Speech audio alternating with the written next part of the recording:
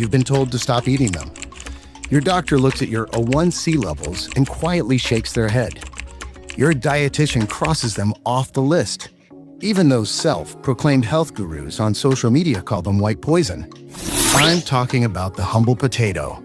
And if you're over 60, you've probably accepted this as your new reality. No more mashed potatoes at Thanksgiving. No more roasted potatoes with your Sunday dinner. And honestly, based on what we understand about metabolism, there is some truth to the concern. A plain, hot-baked potato has a glycemic index of around 85 to 90. To put that in perspective, that's higher than white bread, and, in some cases, even higher than table sugar. For many older adults, one medium-sized potato can raise blood sugar significantly, sometimes by 60 to 100 points within 30 minutes. And if you're dealing with insulin resistance, that's not just a small spike.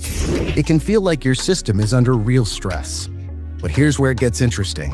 What if the real issue isn't the potato itself, but how it's prepared and how it's eaten? What if a few simple adjustments could noticeably reduce that spike, sometimes by 30 to 40%, based on controlled studies? We're not talking about miracle fixes, no expensive supplements. Just small changes rooted in food chemistry that most people were never taught. Changes that actually affect how your body processes starch at a molecular level. This isn't a trend. This is research that's been published for years in journals, like the European Journal of Clinical Nutrition, but rarely explained in a way that's practical. Today, I'm going to walk you through 7 evidence-based methods to reduce the glycemic impact of potatoes, starting from the simplest to the most effective. And toward the end, I'll share something I've seen make a meaningful difference for many patients. A hydration-based approach called the WTR protocol. If you've been trying to manage your blood sugar and still feel like your body isn't cooperating, you're not alone. I'm Dr. Danyel Thomas, and today we're going to take a smarter approach to something you thought you had to give up. The biology of the spike. Before we fix the problem, we need to understand what's actually happening inside your body. Why does the same potato affect a 65-year-old body so differently than a 25-year-old one? When you eat a hot, freshly cooked potato, its starch is in a form called gelatinized. In this state, your body can break it down very quickly. Within about 15 minutes, glucose begins entering your bloodstream. Your pancreas, the organ responsible for regulating blood sugar, responds by releasing insulin. In younger, more insulin-sensitive bodies, this works efficiently. But as we age, especially with long-term dietary patterns, something changes. Insulin resistance. Think of your cells like a house. Glucose is the fuel, and insulin is the key that opens the door. Over time, those locks don't respond as easily. The key is still there, but the door doesn't open the way it used to. As a result, more sugar stays in the bloodstream instead of being used as energy. And over time, elevated blood sugar can contribute to issues with blood vessels, kidney strain, and even vision changes. It can also explain that familiar feeling, fatigue or mental fog after a high-carb meal. Then later, blood sugar may drop again, which can lead to cravings, irritability, or low energy. This cycle is what many people experience as a roller coaster. Over time, this can place stress on the pancreas, reducing its efficiency. Now here's where it gets interesting. The main carbohydrate in potatoes is something called amylopectin. It has a highly branched structure, almost like a tree with many small branches. This structure allows enzymes to break it down quickly. But there's another form called amylose. It's more compact, more structured, and harder to digest quickly. And many of the methods we're about to discuss help shift starch toward this slower digesting form. In simple terms, we're not eliminating the potato. We're changing how your body experiences it, turning a rapid spike into a more gradual response. The 7 methods. Now let's walk through the methods. We'll start simple and move toward what tends to make the biggest difference. Method number 7, the portion minimum viable strategy. You've probably heard this before, just eat less. And yes, portion size does matter. A smaller portion means less total glucose entering your system. But here's the limitation. The nature of the starch hasn't changed. It's like placing a smaller container under a leak. It helps, but the leak is still there. If you have no other option, keeping it around a quarter cup can slightly reduce the impact. But by itself, this isn't a long-term solution. Method number 6, the fiber barrier. Keep the skin on. Whenever possible, keep the skin on. Potato skin contains insoluble fiber, which can slow down how quickly starch is broken down. Think of it as adding a slight barrier that slows digestion. This alone may reduce the glycemic response by around 10 to 15%. It's one of the simplest changes with a measurable effect. Method number 5, the protein and fat anchor. Try not to eat starch on its own.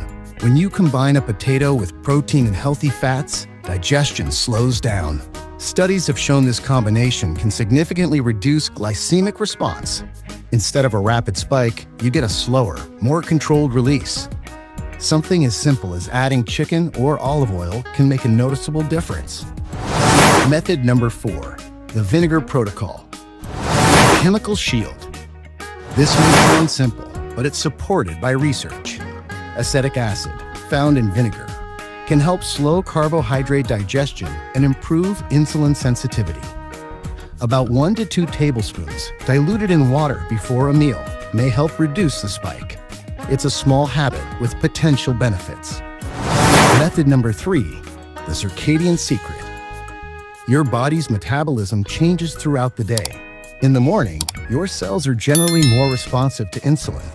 In the evening, that sensitivity often decreases. So the same meal can have a very different effect depending on when you eat it. For many people, earlier in the day tends to be the better time for starch. Method number 2, food sequencing. The 44% rule. This is one of the easiest strategies to apply. Start with vegetables, then protein, and eat starch last. This order can slow glucose absorption by creating a natural buffering effect. Some studies suggest this approach can significantly reduce glucose spikes. And it doesn't require changing what you eat, just the order. Method number 1, the Cook-Cool-Reheat method. The gold standard. Cooking potatoes. Allow them to cool, ideally in the refrigerator, for 12 to 24 hours. During this time, part of the starch converts into what's called resistant starch. This form is digested more slowly and, in some cases, not fully broken down into glucose.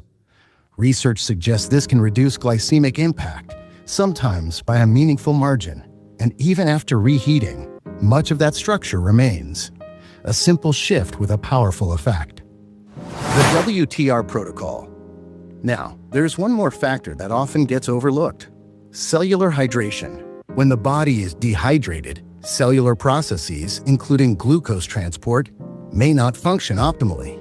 Think of it as trying to move nutrients through a system that isn't fully supported.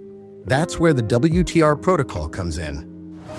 WS for water quality.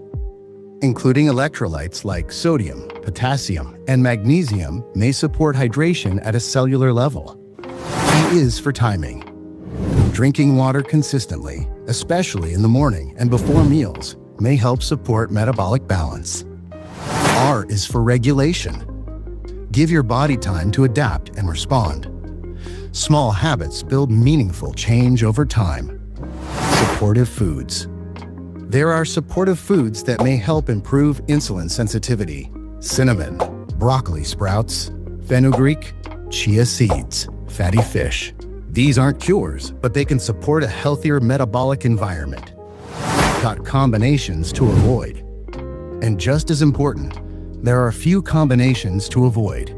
Potato with sugary drinks, combining multiple refined starches, late-night high-carb meals, over-processing or overcooking.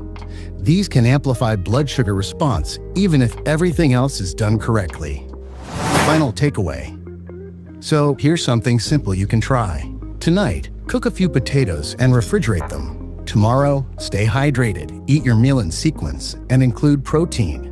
Then check how you feel or monitor your glucose if that's part of your routine.